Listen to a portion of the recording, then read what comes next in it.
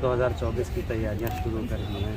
3 राज्यों में भाजपा जीती है, उसके बाद माना जा रहा है कि 24 में भी जो है भाजपा अपराध करेगी, इस पर जाएगी। मैंने कई मौक़ों पर कहा कि जिस तरह का परिणाम आया है भारतीय जनता पार्टी के लिए चिंता का विषय है।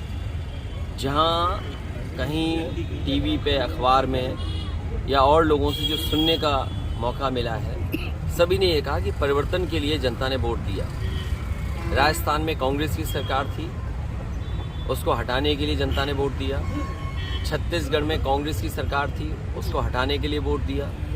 तेलंगाना में बीआरएस की पार्टी की सरकार थी, उसे हटाने के लिए वोट दिया। मध्य प्रदेश की परिस्थितियां अलग थी।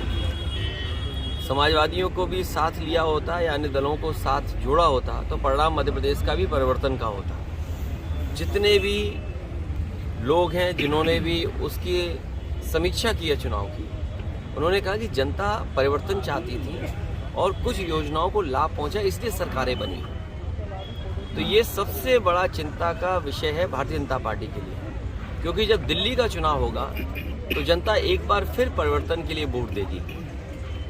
आज हम और आप वहाँ बैठे हैं, खड़े हैं कन्नौज में। आप खुद पीछे मुड़ करके देखें कि कन्नौज के विकास को किसने रोका है। ये बातें तो बड़ी बड़ी विकास की करते हैं, बातें इनकी विकास की हैं, लेकिन काम इनके विनाश के हैं। यही मंडी जिसमें आलू से लेकर के किसान को हर फसल की सुविधा मिल जाती है, वो अभी भी आधी अधूरी पड़ी हुई है। केवल हम लोगों के बोलने की वजह से वो चालू हो गई। तिरवा रोड पर मेडिकल कॉलेज के सामने मंडी का बाजार था, किसान बाजार, वो अभी भी आधा अधूरा पड़ा हुआ है।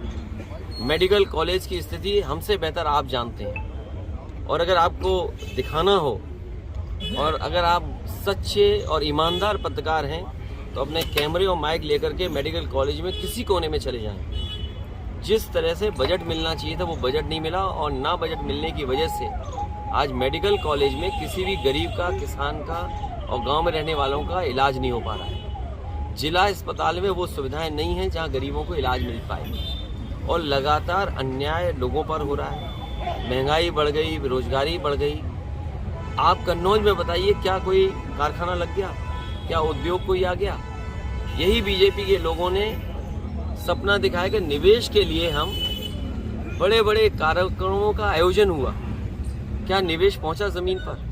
और अगर निवेश जमीन पर पहुंचा है तो उस निवेश के माध्यम से कितनी नौकरी, कितने रोजगार मिले, ये सरकार बताए। अब जमीनें ढूंढी जा रही है जिलों में। सुना है कुछ दिनों पहले सरकार ने यह कहा कि निवेश के लिए जमीन चाहिए।